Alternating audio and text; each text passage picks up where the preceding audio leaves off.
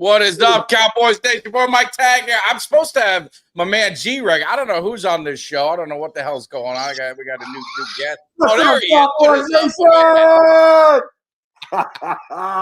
What's happening? Oh, I love it. Love it. Master in charge today. Pulling out all the stops today. We need a win, and you're pulling out all the stops. I love it. I love it. We need. Hopefully, you're on defense. Hopefully, you'll be on defense today. But we need it. We definitely need it. But hey, guys, as you're rolling in, hit that subscribe, hit that like, hit that share. It is Sunday. It's football day. The Rams are jumping all over the Jaguars, which NFC, you don't like to see that so much in interconference, but. We got the Cowboys locking up with Washington. Old school rivalry, man. Just a great rivalry. I wish they were back to the Redskins because the Cowboys-Redskins sounded so much better than Cowboys-Commanders. But it is what it is. So good morning. Hopefully you guys had a good Saturday.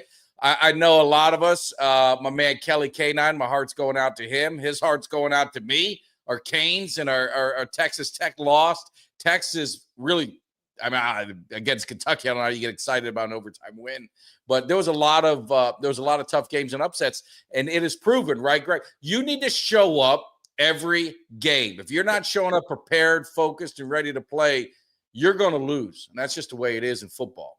Yep, that's what it is, and this weekend proved it, especially for our Canes. You don't show up and do what you got to do, especially when you're at home with a 10-game winning streak. It's going to happen to you. And this weekend, it was other upsets. So college football world right now is any given Saturday. And right now for us, it's any given Sunday. And typically we're playing the Commanders around Thanksgiving. Been to a couple of those games in Arlington. Great time. We always won. This time it's going to be a month early. We need to get this win. Yeah. And you're talking about Cowboys, Commanders, and you look at these teams and definitely want to get some interaction with the chat. We're going to try and interact more with some questions, make this a little bit more you guys giving us your feedback because we got to figure this thing out. And looking at the Commanders, looking at the Cowboys, Commanders pretty much are down their top three receivers. Debo out, McLaurin out. Noah Brown, which was like their third receiver. I think he's on IR. He's out. Not a lot of weapons for Jaden Daniels, but they've been running the ball at a heavy dose and a heavy clip and a lot of yards. And we started out pretty good against the run, right? We were excited about holding Barkley down. We were excited. The second game, our run defense looked pretty good. Then the wheels have kind of fallen off since probably week 3, and it's just been bad ever since. So, how do you guys feel in the chat with our ability? They're going to be short receivers. Can we somehow stop the run and make them one-dimensional? Greg, what's your thoughts? And you guys in the chat. Well, they're gonna rely heavily on the run today because of those receivers being out. They got some receivers that they feel will be there if the opportunity presents itself where they're wide open. But between Jaden Daniels and that running back that they have, I forgot his name, they're going to try to push that ball down the field running on our defense. And because they got those valuable receivers out, they know how bad our defensive line is. If they are successful running the ball, that's all they need to make up for those receivers, because Jaden Daniels, with his legs, he's dangerous. And if we can't contain, we already can't put pressure on the quarterback, but if we can't contain him in that pocket, he's going to slip out, and that's going to be sad for us all day long. Yeah, and this is what I was thinking of yesterday when I'm seeing all these guys, that are out for Washington. The defense isn't any better today, and we make those backup looks good. I don't know what else to do. I don't know what else to do. Diggs is not playing. I don't know the full story, so I'm not going to get in the middle of it, but it just seems so odd. I don't know, at home, you get injured, you have a concussion. I don't know, but Bland, I'm not sure if Carson's going to be active. Elam's been playing bad. So 27, I forgot his name. Got him. It's too early, but he's been playing good, pretty good in the nickel, in the slot. But they got to get pressure. And I think, Benny, said it best. I mean, you got to get pressure and lock up Daniels. If you allow him to just make moves with his legs and extend plays and extend drives with his legs, it's going to be a problem for this Cowboys defense. They've got to make a stand at some point, some pride. I mean, if you can't get guys in there that want to be in, they find someone else that does. Give someone else an opportunity, because enough's enough with this defense, man. I mean, right? I mean, we've been slapped around the field almost all year, especially the last 4 games. I mean, we got to get this thing right. Yeah, well, Diggs, man, I was already suspect on Diggs when Diggs pulled himself out of the game against the Bears. And I was like, man, something don't seem right. And then last week, Diggs, he really didn't hold his own. I think Diggs hasn't been the same since that injury. I don't know if he feels something that he's not telling folks when he makes his cuts. I do know that his confidence is definitely not there. His swag and diva-ness is definitely not there anymore. And Diggs, as far as I'm concerned, should be traded. And I wouldn't be surprised at the end of the season, or maybe close to the end of the season, that Diggs is traded for somebody. And it might be kind of hard to trade Diggs because other people are going to see what Diggs is doing. When I saw that he's out of this game, I bet you that's Diggs' decision, not the team's decision. That's Diggs' decision. It sounds like to me he's running from a fight because he knows he doesn't have it anymore. And if Daniels is successful running, he will make up for their running game if we can stop their running game. Because last time we played him, I think he had like 11 rushes, 2 touchdowns on us. He made the difference. But we have to stop Daniels by any means necessary. His weapons are on the sideline. His major weapons on the sideline. And with no pressure on the offense, he'll have time to find those alternates and those quick outs. But if we keep him in the pocket, our linebackers and defensive backs should be able to maintain a good game to win enough to win this game if he doesn't have to come out of the pocket. But if he comes out the pocket, let alone that running back they got, get on the outside, he might be in trouble. Yeah. And I mean, looking at some of the comments, with Diggs, I mean, I don't know. I mean, the Micah Parsons that hurt his feelings. I mean, geez, get over it. You're professional. You're getting paid a lot of money. So I don't know if that's it, but it's like I was telling somebody, because I kind of said, like, I questioned the injury or whatever, the whole thing. And, and Greg, you're from that different. I mean, I just come from a different era. Yeah. Like, it was, you never miss practice. You had if you were in an ambulance, about the only time you'd miss a game. I mean, you play hurt, you play this. It's a different, I know it's a different world. It's a different mentality that some of these guys have. It's big business or whatever, but you're supposed to be a leader of a team. You're supposed to be, kind of the leader of the defense. You paid a lot of money.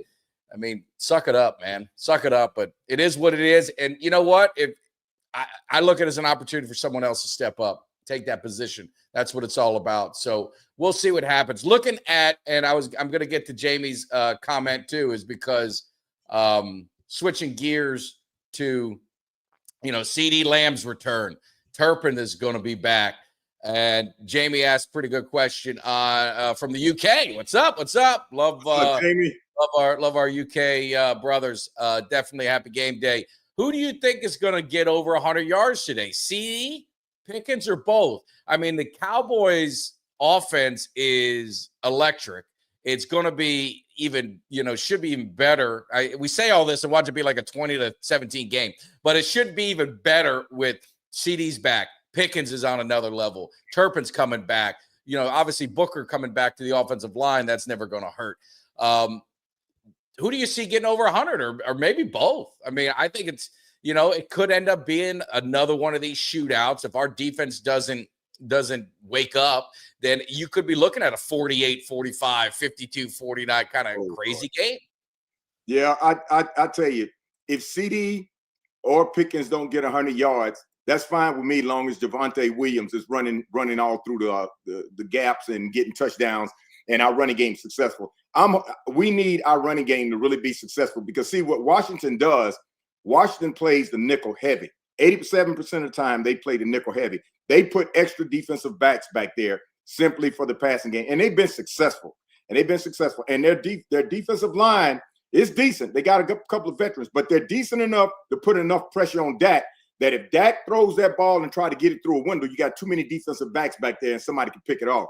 So I'm hoping on offense that Javonte Williams is the factor. If Javonte Williams gets a big running game like he has prior to the Panthers game, it will open everything up in the passing game that we won't necessarily need the passing game for Pickens or CeeDee to get 100 yards. If either one of them get 100 yards, either we threw the ball from the 5-yard line and one of them got a long pass and that made up for it, or if we're throwing the ball to them all game long and they're getting 100 yards each, that means our running game is shut down.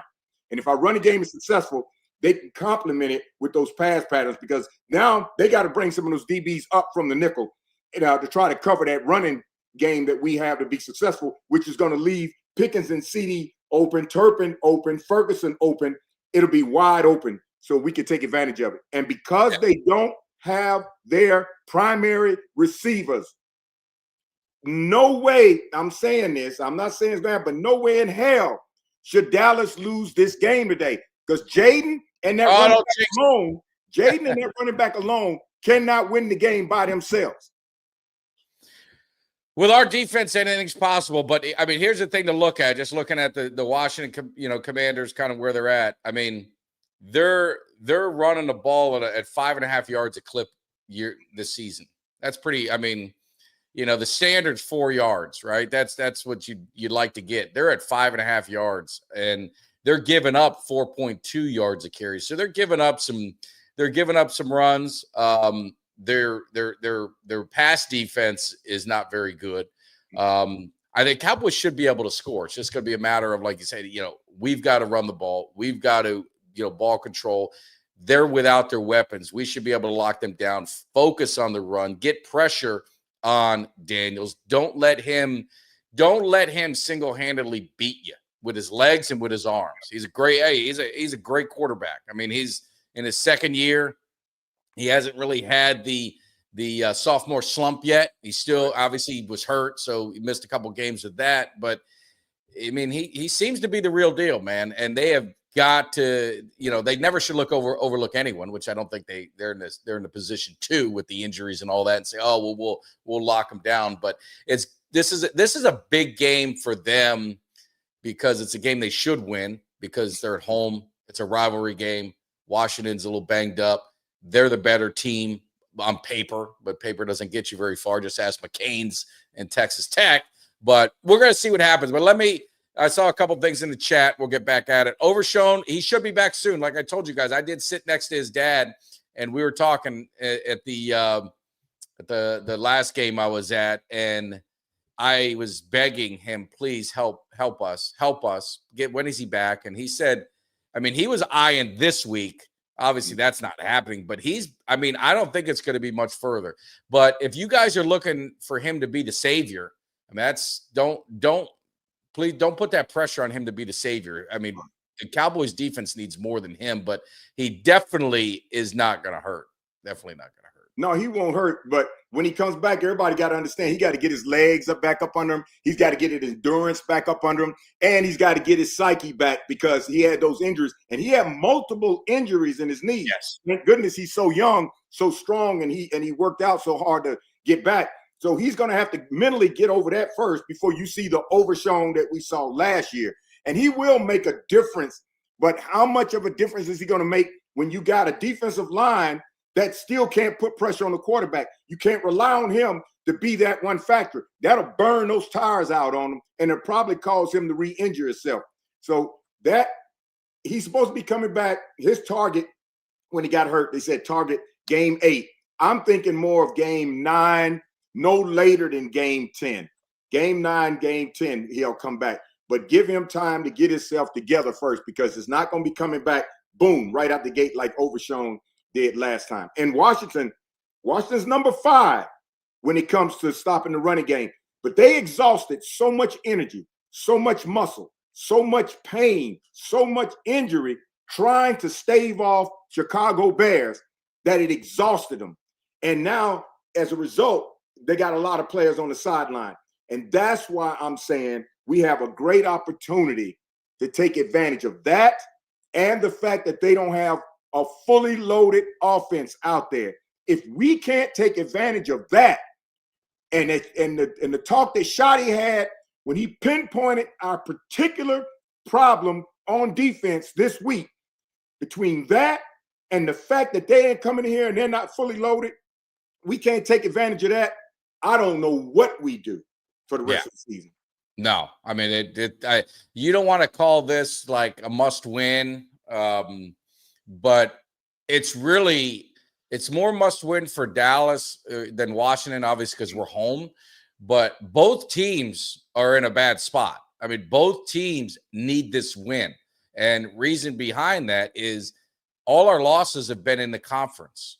If we beat Washington, that's going to be 4 losses for them in the conference, a lot of common opponent losses. So when you get into the playoff seedings, you get the playoffs making it, the tiebreakers, because now, I mean, let's just look at it and be honest. I mean, this is I used to be an 8-8 league. Now it's a 9-8 league.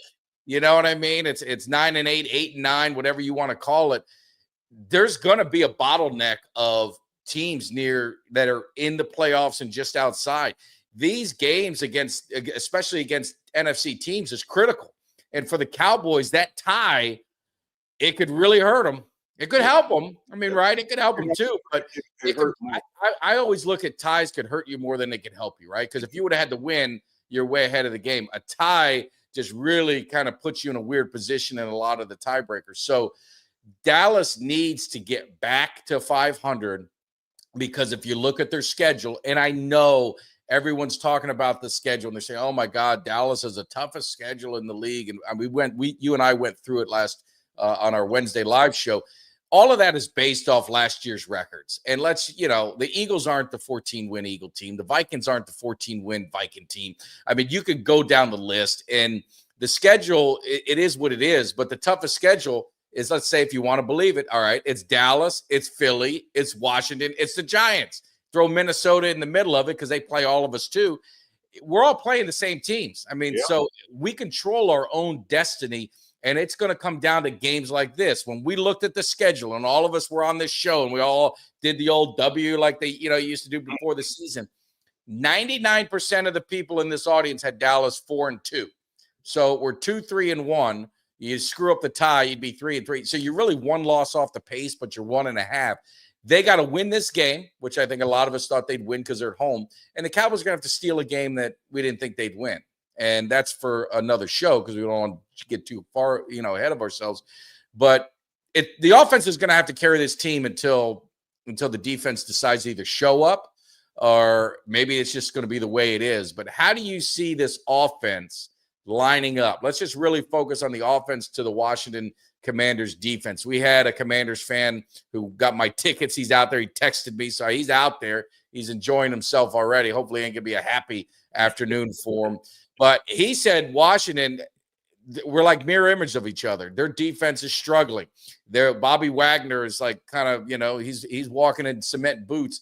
They struggle in the secondary. How do you see this offense attacking this Washington defense? Well, first thing we're going to do is try to establish the run, period, because the run will always set up our passing game. It'll make Washington bring more people up in the box. If Javonte Williams and Blue, I guess Blue's activated, but I don't know if he's going to stay. You got no running back. You know what I'm saying? If Javonte Williams and Blue put it on Washington, they're going to be forced to put more in the box. And when they do that, over their shoulder, it's going to be CeeDee Lamb, Pickens, Turpin, Ferguson, and the rest of the crew. So we have to establish the run. And Shotty has to push that run down their throat. Now, the Panthers, we only got, I think, like 36 yards that whole game against the Panthers. They had us locked down. They knew the key to beating us was to stop our running game and forcing Dak to have to throw the ball and throw the ball in deep coverage. But if we get this running game off the snide early, and Javonte has one of his premium games, because the Panthers was his worst game, we will be in great shape. The only problem then is offense, we're looking at them and we're doing this. Whew, we're looking good. Then all of a sudden, oh, hell, here comes our defense. What are they going to do? Because somebody's got to step up. And I don't know if, at this point, Mike, I don't know if they can step up. I don't know if we have the talent and the juice of what we have on there to be able to step up. Because I can see if it was a game or this second game and then it changed. This is consistent. This is consistent. And I don't see anybody on that defensive front that can make a difference now. So what we have on that defensive front is what we have. Our DBs, linebackers, you are going to be held responsible unjustifiably because of the fact that the defensive line can't put pressure on that quarterback. And it is, if I'm a defensive back, I am sitting back nervous as hell because the last thing people look at is the person that got burnt. They don't look at what domino occurred to cause that. And that leads me back to Diggs. That's why I think Diggs realizes with Micah and that pressure that they had last year, Micah was able to put enough pressure on the quarterback and have him to try to run around the other people that were coming in on him, that it made them get the ball out so much sooner that Diggs and Bland had a field day picking plums. Now you don't have that. Now, Diggs, you got to show us that you're the shutdown corner, no matter how long that quarterback has time back there, and you're proving that you're suspect. And I think Diggs sees that. I think Diggs has come to a point to where if he has any opportunity to sit down and use an excuse, whether they call it concussion or anything else, I figure he's pulling himself out of the game. He's not being a trooper going all in because he knows no pressure on the quarterback, I'm going to get exposed. I'm good when there's pressure.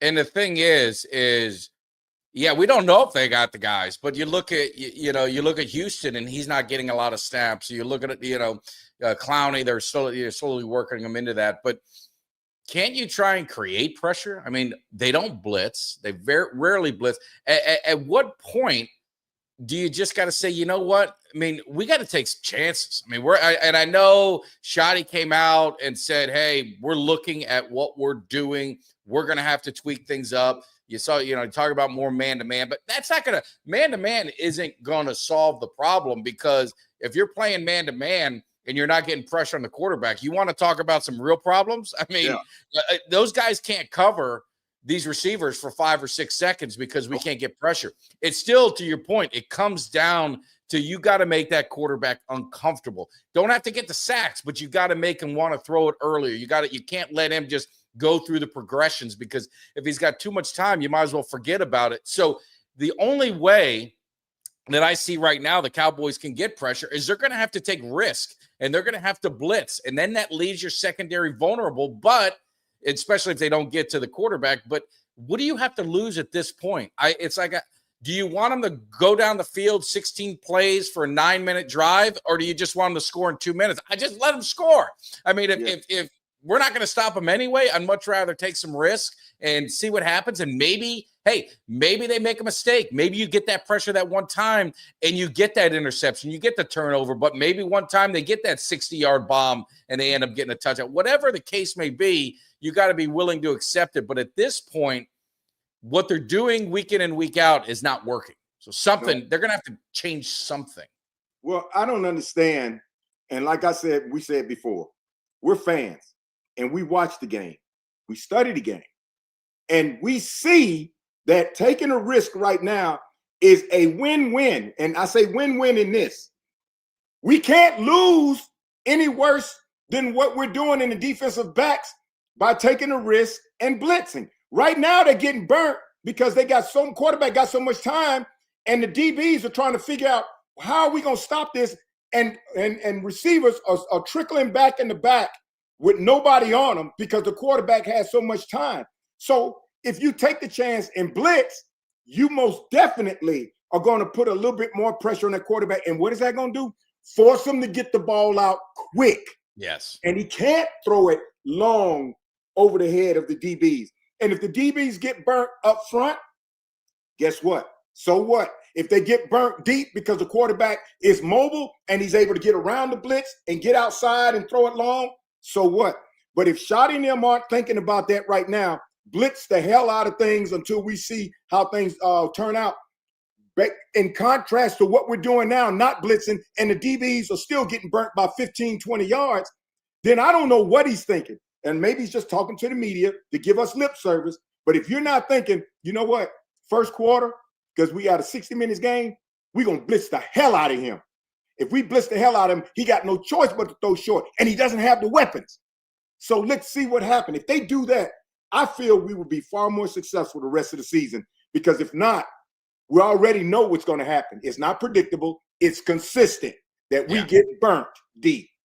Yeah, and not to change the subject, but we learned a lesson last week, and this one team didn't really take heed to it. So last Thursday, the Eagles lost to the Giants, and Cowboy fans in Washington, we all had a good time with it, right? We all laughed and we all this and that, and then Washington loses to the Bears, and we lose to the Panthers. And I don't know, Greg, you're a Miami fan, so I don't know if your phone was blowing up or whatever when Miami lost by, and then the FSU fans were running their mouths because we lost on Friday night, and they proceed to go lose to FSU. So I was keeping quiet about it, but my man Mikey reminded me of that Stanford Cardinals beat FSU. So we learned a lesson. That's why I'm not shit talking. I'm not going to shit talk the Eagles. I'm not going to shit talk the Giants. Let them play out. We're going to see what happens because they're at 1:00. So if they get beat, I'm not going to sit there and laugh because we play at 4. So I'm always just take it easy because maybe it's bad karma. I don't know what's going on. But what do you think about Florida State, man? They started off so good, beating Alabama, running on the field, national championship hopes, and man, they can't get a win. They can't get a win. But look. I got a couple of memes sent to me when Miami lost, but I didn't get nothing from my Florida State friends, nothing, and because they knew even though we lost that game, there was no consolation for them. Oh, and by the way, they lose to Stanford. But the first thing that came to mind when Florida State lost to Stanford was we play Stanford. Yeah, and I don't want us pulling a Louisville. So that's the first thing came to me because I looked at Stanford and I was like, Stanford can't be that good. They're not. Florida State's not that good. But after Louisville, I'm thinking we play Stanford. Damn it, the way the season's going, we can't lose that game too. It just can't. No. It just can't let it happen. They won't lose that game. But as far as NFC is concerned, you damn right. I'm giving Philadelphia fans hell. My friends in DC, every time I call them, because they're going to give us hell all the time anyway. No, it's true. And we already know where we at. We already know. It's a bonus if we win and look better and start to climb. So anytime the Commanders or the Eagles lose, yes, everybody in my family and friends going to catch it because we already know what they're going to say about the Cowboys. That record has been played so many times, people are tired of it. But now it's time to get on them. So it's two Commanders out there. One is a relative. No, two relatives. And I talked to her last night. And she was talking about, she's because last night I was cooking some fish and having a little wine and some fruit. And she was like, cuz I was doing the same thing. And she said, we were on the same page. She said, but tomorrow it'll be a whole different level. We won't be on the same page tomorrow. I said, well, I hope I'll be able to toast to our beating y'all tomorrow because it's coming. And then one Commander's friend had the nerve to send me a meme about the Cowboys with a wife and a husband are holding the baby and they're all dressed in Cowboys gear and the newborn. And they say something to the baby and the baby wakes up and said, oh, hell no, I ain't growing up to be a Cowboy. Okay, if we beat y'all, I got something lined up for you. Yeah, now, it's interesting. And Sports 78 NFC least might be back. I don't know if that's the case. I think if you look at all the teams, they're all flawed. And that's where we kept saying any Sunday, anyone can beat anybody. I mean, you just see it play out week in and week out, especially in the NFL. And I just think, Philly's going through some stuff. really more personnel side in the locker room. It's not a talent. It's not a talent thing for them. I think Dallas is a talent problem on defense. I mean, offensively, when you have the number one offense in the NFL and the number 32nd offense or defense in the NFL, that's a problem. You know, and you know, that's just not, you gotta be decent at deep. If you have the number one offense, at least just be decent. We can't even be decent. And I think the Giants are a team. Remember, I said early in the season, it's not who you play, but when you play. I was happy to play the Giants week 2. Giants are slowly going to get better and better. Now they don't have Neighbors. That's eventually, I think, is going to catch up to them.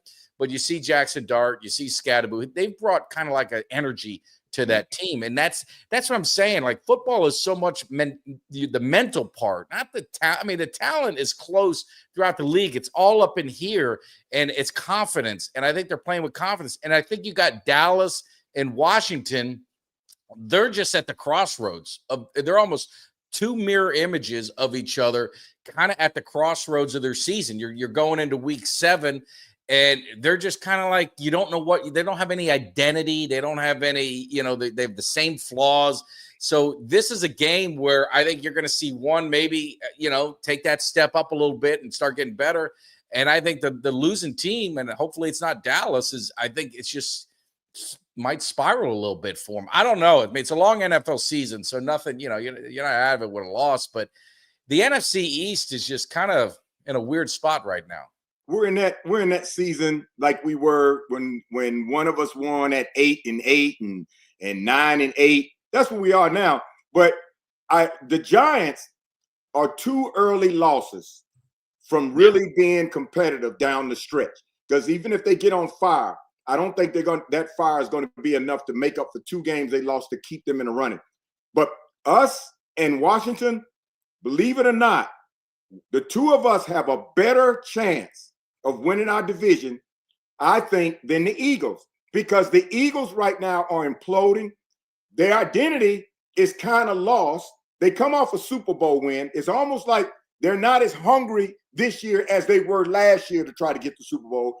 And people don't realize they lost several key defensive powerhouses that made the difference in their team last year and the Super Bowl. Several defensive key players that Philly lost, and their offensive coordinator. And now they got Mr. Play It Vanilla. So they're really in trouble, and the Eagles know that. And they are primed for the picking to not win our division. And our division can be won 9-8 this year, and it probably will be something like that. But the Giants, I think, are 2 early losses without having darts in there early instead of Wilson, and that motivation they got now from being where they need to be. But Dallas, the only thing that's holding us back, and I mean it, the only thing that's holding us back is that front 4 on defense. That's it. Yeah, we talk about the DBs, but the DBs wouldn't be in the situation they are if we had an average front 4. We don't even have an average front 4. And there's nobody on the bench that we haven't played that can make the difference. So the talent on that front 4 is killing us. And unless those guys come out of some level of confidence or motivation as though their life depends on it, there's nothing we're going to be able to do about that front 4. So Shoddy or anybody affiliated with the Dallas Cowboys, 20 generations down that watch podcasts, please, some kind of way, get it in Shoddy's ear. Blitz, blitz, blitz, blitz, blitz, blitz, blitz, blitz, blitz, blitz, blitz. Just damn it. Blitz.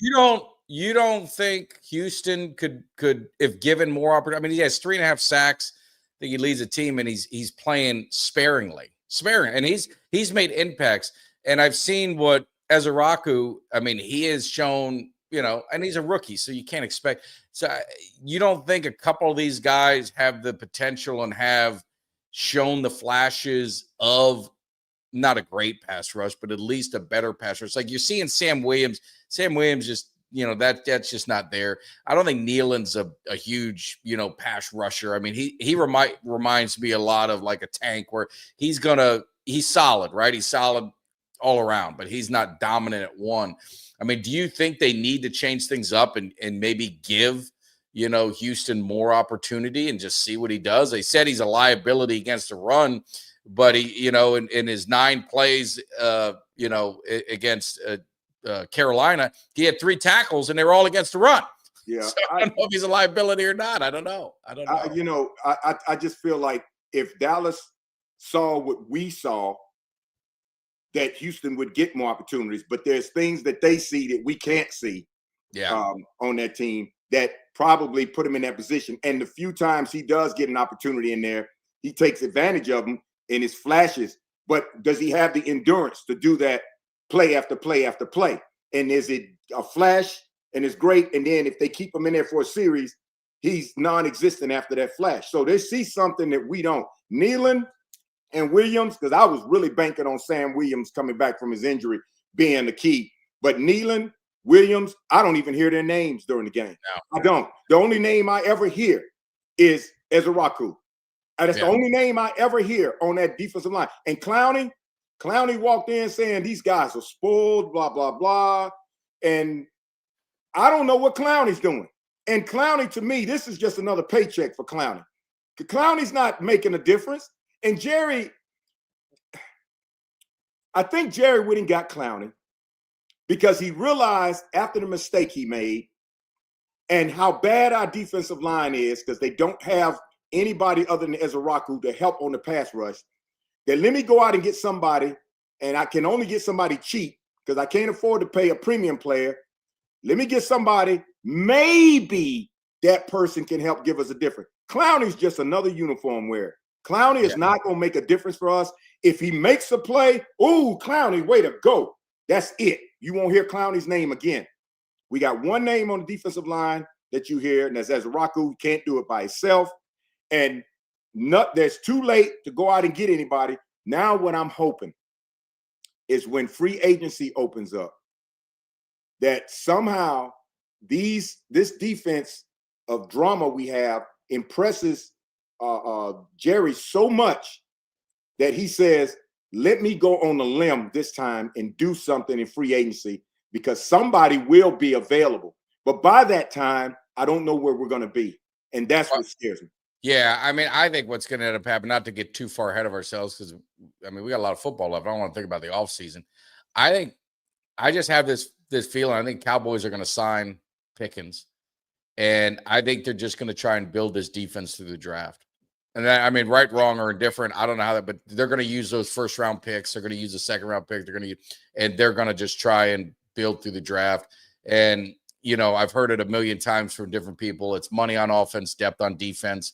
And I think that's what they'll end up. Obviously, I think Diggs they'll probably move on from him. That'll save some cap money. Mm-hmm. And I think they're going to throw a contract at Pickens and try and just create a strong, unbelievable offense because you've got the pieces in place there. Most everyone except for Pickens is under contract, right? They signed Tyler Smith, Ferguson's locked up, CeeDee's locked up, Dak's locked up, Turpin. I mean, they got all these guys on their contracts. So I think that's what they're going to end up doing, and just try and build this defense through the draft and just try and get depth and try and get, see if they can strike gold with a few of them and see what happens. That's just my own opinion. Yeah. I don't know.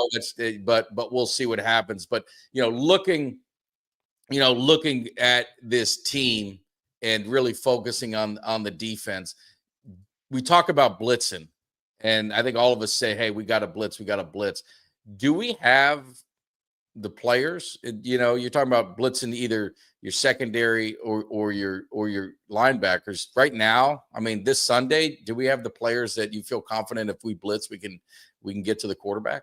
Yeah. What's the name? Shamari James. You got James, Leah Fowl, Murray. I don't think you're going to do that with him. And you got Donovan Wilson. I mean, I think Donovan Wilson's a guy that I would be having him at that line of scrimmage and going at it. I mean, I think he's a physical guy. He's a liability in the secondary, but he's a hitter and he ain't afraid to hit nobody. Him and Shamari James will be great on the blitz, especially Shamari James. Shamari James has stepped up and he come out of nowhere. Let me tell you, he will be re-signed and his jersey will start to sell because Shamari James is proven as a linebacker. We found one. And if we blitz him and Donovan Wilson, we blitz them, I think it'll make a difference. The DBs are only suspect because they can't be out there forever trying to run and chase somebody. But we need to do that, the blitz, because I would rather watch the Cowboys blitz the majority of the game against Washington and just be at peace how the game turns out than to know that we just went status quo and it turned out, whether we win or lose, status quo, and the defense still did the same thing. Because when we beat Washington today, and I feel we will, it won't be because of our defense. It won't be because of this way. It won't be because of our defensive line. Yeah. And let's just put it out there. Let's assume the defensive line ate some strawberry Cheerios this morning and they lit up Washington's offense. It won't be consistent for the next game. It'll turn back around to be Cinderella lost a slipper all over again. So we win this game today on offense, but we win on offense because our running game set up the passing game perfect. And it will be a beautiful day to watch Dallas Cowboys play today. Yeah, absolutely. Busch Gardens fan who's in and out. I mean, they don't do that till about 90 minutes before, but obviously CeeDee Lamb, he's good to go. Turpin's good to go. Booker seems to be good to go. So the Cowboys are getting all their offensive guys back. So Diggs obviously had a concussion at home, whatever you want to talk about it. That is there. But everyone else is pretty much, now you got to wait to see the actives and inactives, right? Because you don't know what they're going to do at certain positions. Obviously, Miles Sanders out for the year. Yeah. You've got Blue. They activated. They brought Malik Davis up. So I don't know if they're going to make him active on the roster as far as game day, or if they just brought him up, obviously, to backfill, Miles Sanders and things like that. So that's kind of like, we'll see what happens as far as he'll to be active. But, and then you've got Mingo, who's been out there. Carson was brought up, but I don't know if he's going to be active today, helping the secondary. With Diggs out, they're going to have to get someone. So you think maybe Carson would be in there at some point. They're going to have to do something. But yeah, this is that time of year, and no one's going to feel bad for Dallas, and we sure the hell ain't going to feel bad for Washington being without McLaurin and Debo and Noah Brown and everything. I don't know if Dorrance Armstrong, who's questionable, I don't know if he's playing, but there's one that the Cowboys could have signed reasonably. They did lose him right in free agency.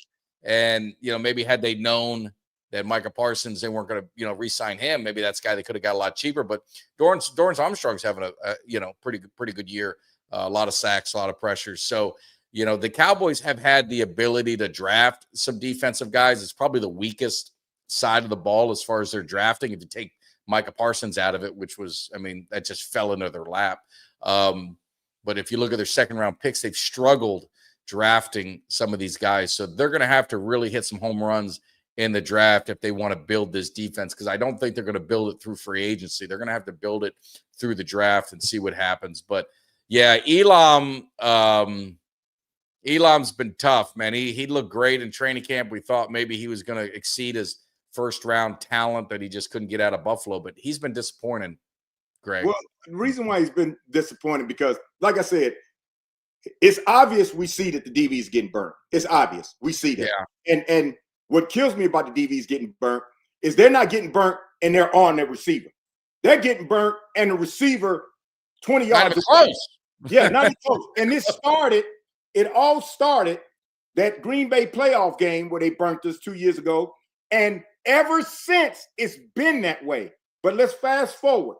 At the same time, and I said it before and I'm going to say it again, at the same time, we can't fully judge our DBs and put the full responsibility on them, because any DB in the NFL, if you have to chase a receivers, especially in zone coverage, if you have to hold that zone coverage for more than 5 seconds, somebody's going to be open out of the zone. They're going to be open out of the zone. And that's what's burning us all the time. This is that zone coverage we play, but the quarterback has all day with the ball. And in zone coverage, you're not playing man-to-man. So if they're not in your zone, you're expecting the next person in that zone to cover. Well, you got two receivers past the DBs. The safety can't get them both. There's only one high. So I give the DBs a little mercy, because if they're in zone and that quarterback has a lot of time, they're always going to get burnt. If they're man-to-man and the quarterback has a lot of time, they're not getting burnt deep. If you notice, the few times that they get burnt deep when they're man-to-man, they are on them. They are on them. But when they're getting burnt and nobody's on them, they're playing zone. And when zone, if I know that zone coverage and I'm always getting a lot of time, I'm just going to use my time and wait till somebody gets out of that zone up high and get them.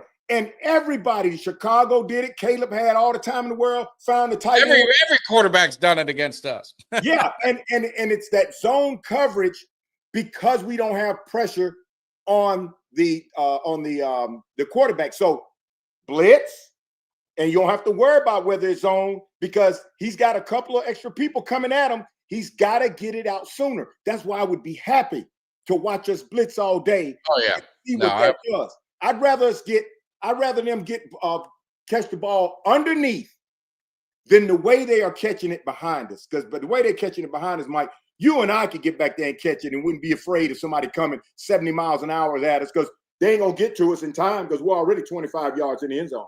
Yeah, no, I mean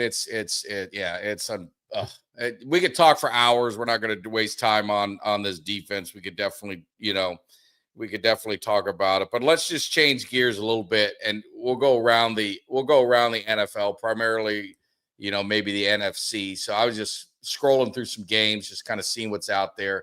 And obviously the Giants are at Denver. We go to Denver next week, right? We talked about Philly is going to Minnesota. Minnesota, interesting. Carson Wentz is he's going to be the starter, so he's a starter for Minnesota. Wouldn't that be funny to see him get revenge on his old team? Really, those are the kind of the bigger games. Green Bay, Arizona is really nothing. Atlanta, San Francisco. I think my man Jimmy D is out there for that one. San Francisco, I mean, that's why I say, how do you use injuries as an excuse when you look at what San Francisco's done? 4-2. Mm-hmm. They've been without the quarterback. They've been without, all these different players, and they just continue, to find a way to win. Yeah. Robert Saleh is the key to why the 49ers are winning in spite of the injuries and the backup quarterback, because he is one hell of a defensive coordinator. He just got unlucky and took one of the worst teams in the NFL with the Jets. And then he had that diva Rodgers over there sabotage the man's success, where he didn't get an opportunity to prove he could be better. But 49ers, in spite of all that, they're not crying, they're not whining, they're not complaining. They're out there playing. Mac Jones is hurt, but Mac Jones is out there playing. He is playing for his life. And he also is playing because he's looking to land a job with a team somewhere if he can be a starter. But those type of teams are playing their ass off, and they played the Bucks. They played the Bucks real well. I just feel that our drive, and Clowney said something about our guys being spoiled. When you have the best amenities, when you can walk on air because you got people literally carrying you through the lobbies and spas, and when you got all of that going, and there's nothing that you're not being pampered with, and you have a tendency of being able to just do what you want to do because there is no discipline, that's what happens with a team. You get comfortable, and then you're wearing the star and you want the notoriety. And Shoddy is a good coach to bring in a different culture, but we need a hard ass.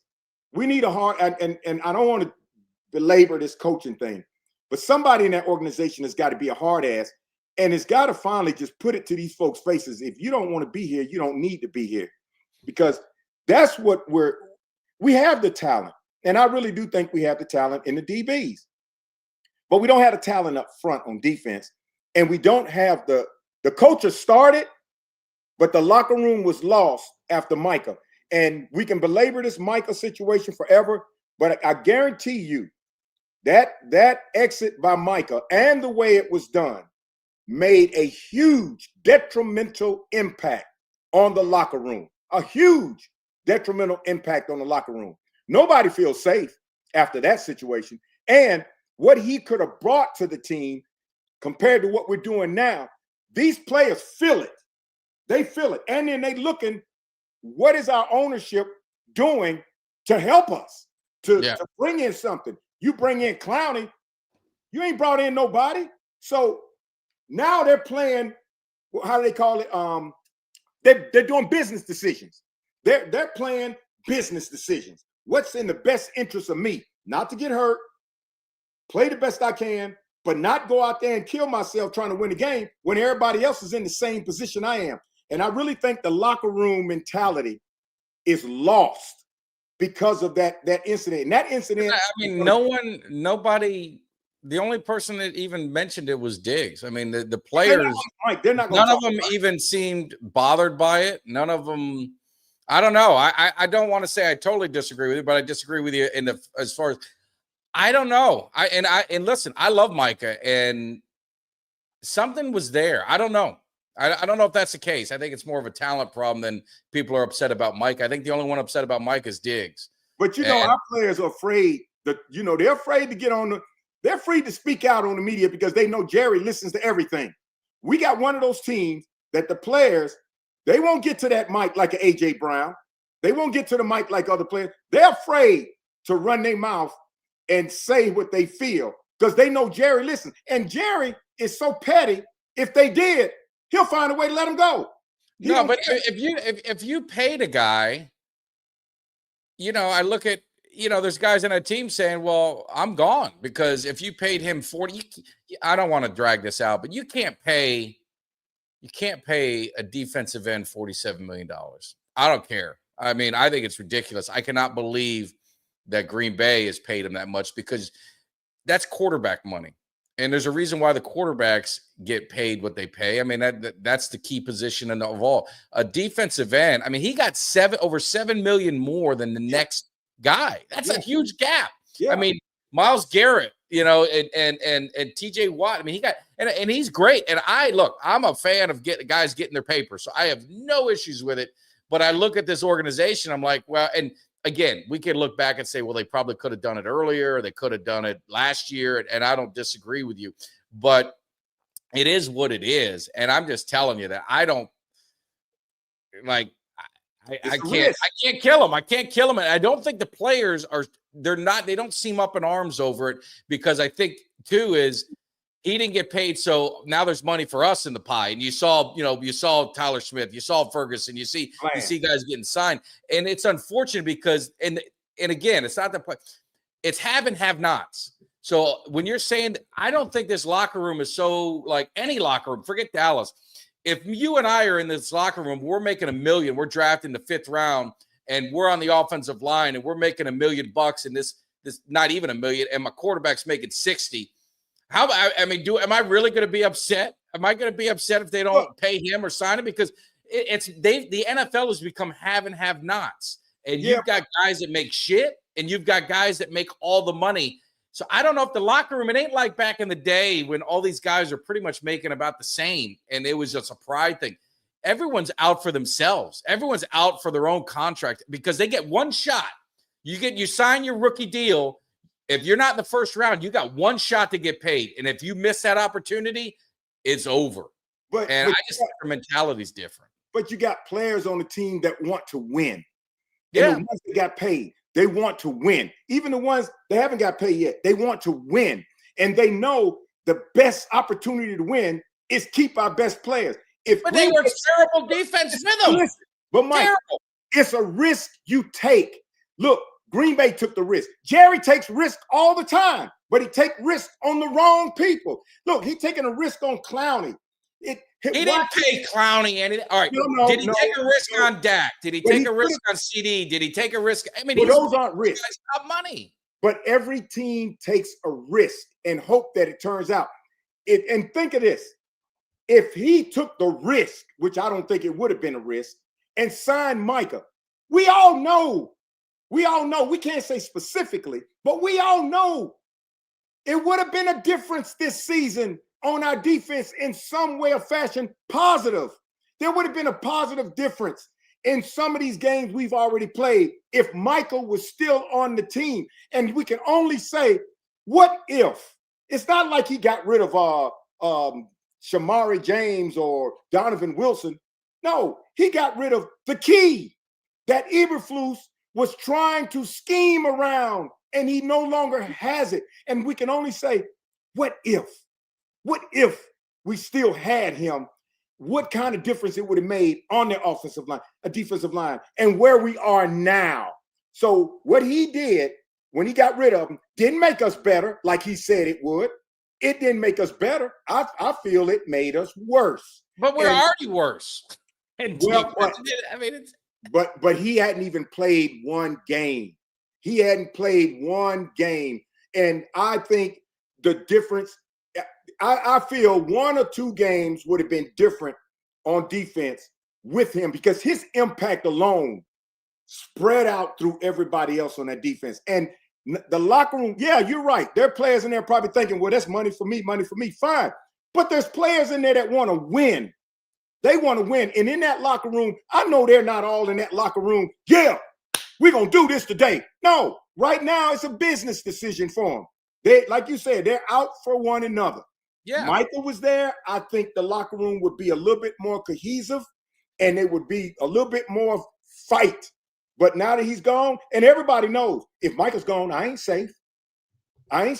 So let me just play for business decision. And Diggs, concussion at home. Yeah, what, he ate some cereal and fell into his spoon? No, Diggs is making a business decision. I come back from an injury. I'm getting burnt like hell. We ain't getting no pressure on the quarterback. It's exposing me. Shit, any opportunity I got to sit back because everybody's watching my tape every game. And every game they watch my tape and I'm getting burnt, they're looking at me, not looking at what caused it. Let me sit back here and pick and choose what games I want to play and then get ready with my agent to look to go somewhere else next year. And hopefully my stock didn't drop. Yeah, I mean, my whole thing with these players and with Micah, I love Micah. It has nothing. It's not personal. You couldn't. I mean, it makes zero sense. And I don't think he was, I mean, we could go back and look at all the clips from players that questioned on the team. Maybe he should be studying the defense more than his podcast. And I mean, you had Malik Hooker say something.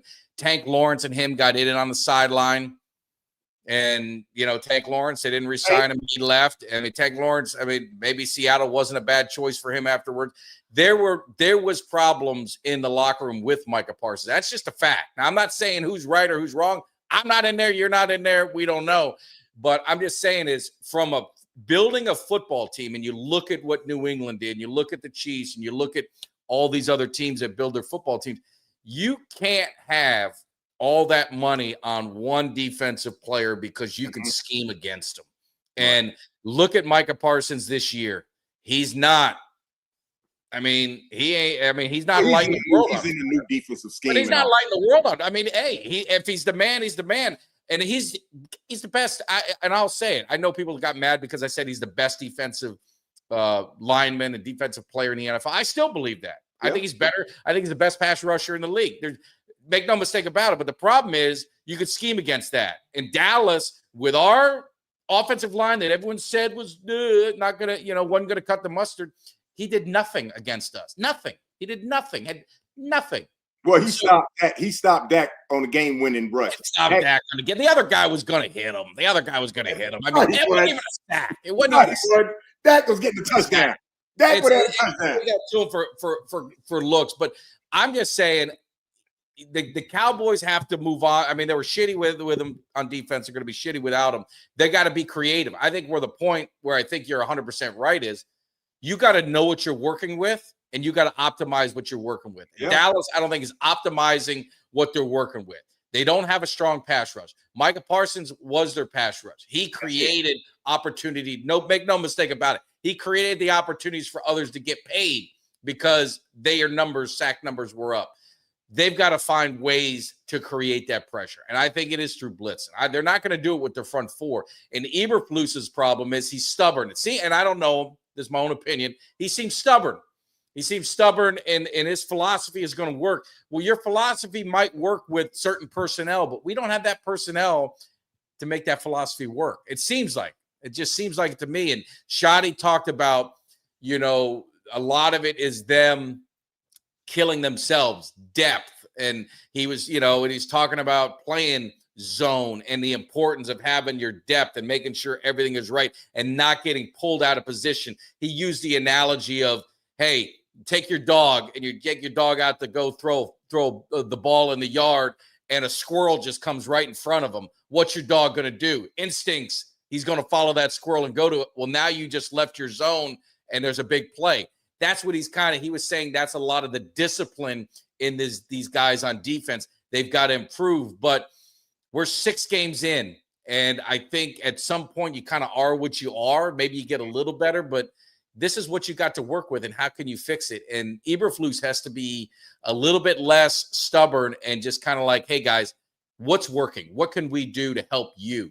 What would make you better on defense? What can we take out? What can we add? And hopefully he's doing that, but I don't know if he is. Well, and we don't hear from Eberflus, and that would be a great starting point for at the beginning of the week, is for him to go to the defense and say, tell me what it is you see that I don't see. Tell me. Maybe he is.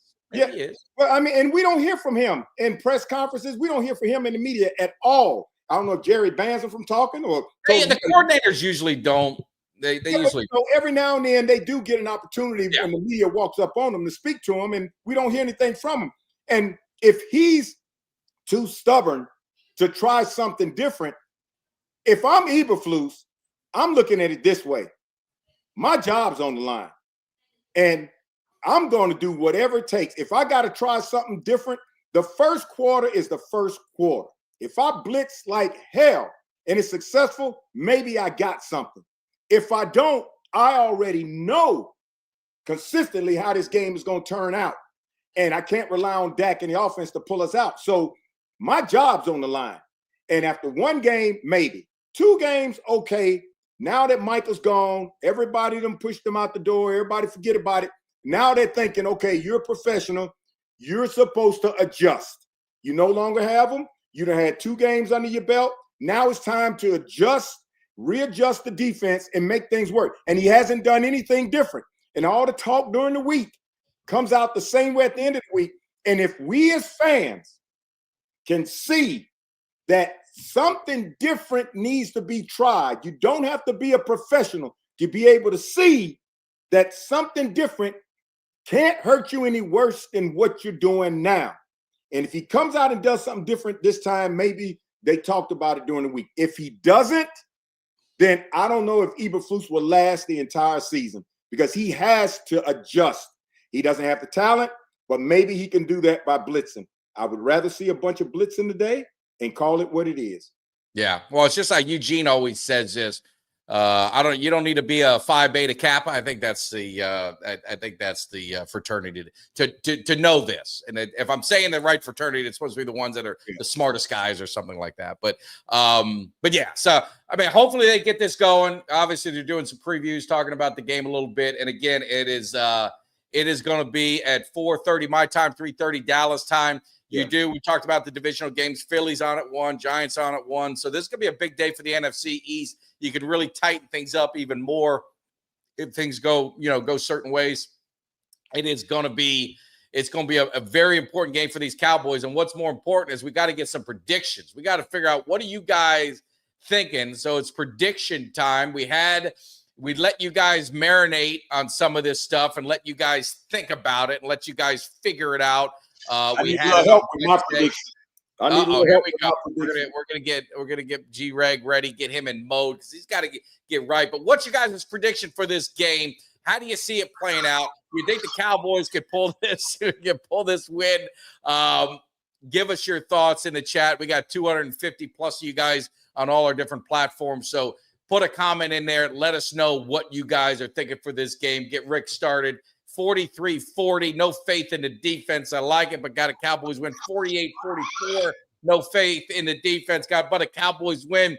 I got to ask Greg, man, you're set up. You're ready to go. I mean, how do you see this game breaking out, man? How's Iron Man Greg feeling? I need this today. I predict 43-29. 43-29. 43-29. Today, Eberflus does something different. Our defense shows up. They're in the Arctic uniforms. They're playing at home. They got all their players back. And Washington is down 3 to 4 of their major offensive weapons. Jaden Daniels and that running back can't do it all by themselves. They just lost to Chicago. They are exhausted. They think they're going to come in there and steal one, but not today. Well, Iron Man Greg he said it, so that shall be done. And what I love about my man Greg is we just sat and trashed the defense all hour and 10 minutes of the show, and he still believes his defense is gonna get it done. And when I say giving up 29 points, that's where we're at, Greg. 29 points. We're thinking the defense did unbelievable. That's where we're at, right? That's today only. All right, we got 42-20. We got some people thinking the Cowboys are going to keep in the 20s. I don't. I'm still I just don't see it. I don't see this defense. I think it's going to be high scoring. I think it's going to be like a 38-35 kind of game. I think Jaden Daniels, I mean, you just got to go off history. Every quarterback has kind of had their way with this defense. I hope I'm wrong on that part. I hope it's like Greg giving up 25. I think Dallas Ultra, he has no faith in our Cowboys offense, only 17 points. I can get to 52 on defense. Our offense is phenomenal. I got no worries about our offense, especially against Washington's defense. But it's going to be a good time. At the end of the day, man, it's football Sunday. We love it. Make sure, again, you hit that like, subscribe, and share. Couple programming notes for you guys. You guys know that the Cowboys Cave is doing the Legends. I call it the Legends tailgate party and watch party up at Levon for Boyd Farm in Levon, Texas. So it's all the road games. I booked my flight. I will be out there for the Monday night game. I'm going to fly out for the Raiders game. So I already got it booked up. I wanted to go to this Sunday. It's just the tickets are ridiculous because it's short notice. So I'm planning it a little bit better to make sure I'm there. But I will be doing the podcast there. And, this breaks my heart because I really want to be there. But it is going to be the Manster, Hall of Famer, Super Bowl MVP, Randy White is going to be in the house. So what an opportunity for Cowboy fans to just kind of rub elbows with one of probably top 10 easily, maybe top 8, top 5 greatest Dallas Cowboys of all time. Best defender of the all time, probably for the Cowboys. I mean, definitely rank up there.